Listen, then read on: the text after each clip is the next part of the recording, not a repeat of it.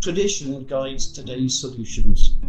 Solutions grow skills, and skills create work. Work strengthens communities, and communities carry heritage forward. Together they heal land and people, each part feeding the next, a living network, and at the heart are the ponies. Steady living partners in the work, restoring biodiversity which sustains the land. Land sustains the people, but people, through skills, work and community, sustain each other. Heritage, research and care all feeding into the whole, a single living system with ponies guiding the way.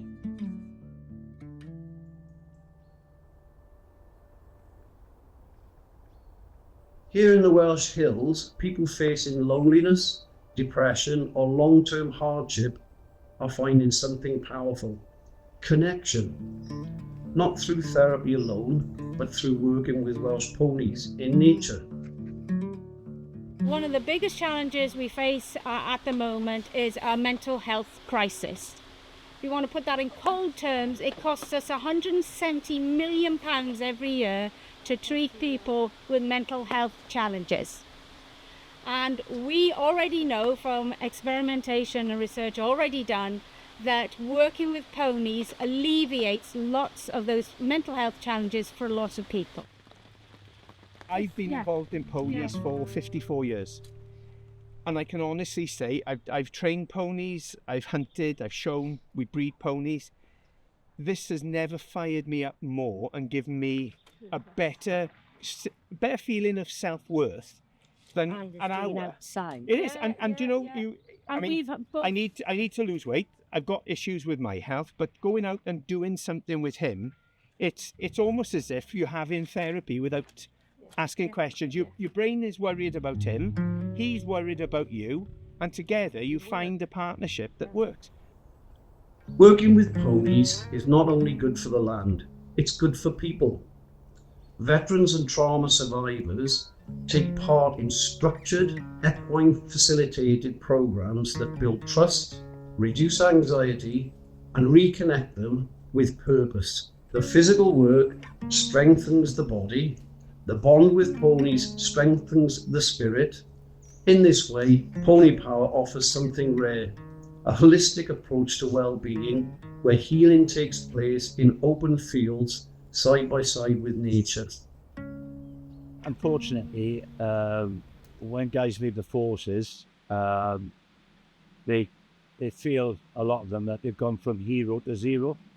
So one day there they are doing it with all the medals on the chest. The next day they're just a civvy, maybe unemployed, look for housing, not really sure of what goes on in Civvy Street. I think that you can be quite naive when you first leave, and asking for help is a very, very big thing.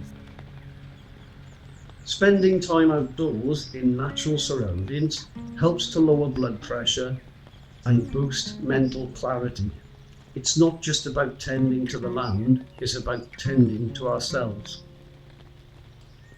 If you had youngsters that don't associate with authority, well, you'll get into trouble if you don't manage these properly. And if you're doing this and you work with them, the feeling of accomplishment is something they probably never have had. And I think there's so many options and so many benefits from taking the moment to stop the fast pace of life and walk. And you know, walking behind one of these, you think, you evaluate, you assess, you just see the beauty that's around you. For many, it's the first time in years they have felt truly seen, valued, and part of something meaningful.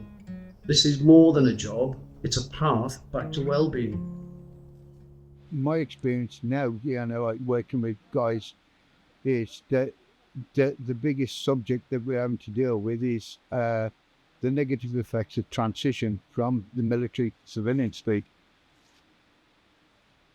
After a period of time they've been out, they tend to realise that they haven't got that community that they had when they had when they're in the military, because they'd all got something in common at that time, so it was a nothing then.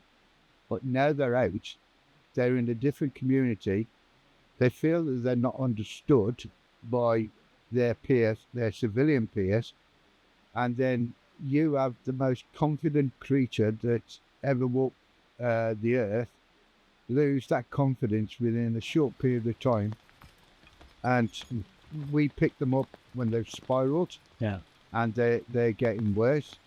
And I think that they want to meet somebody who's got that lived experience, who's got that natural congruence of what he's suffering.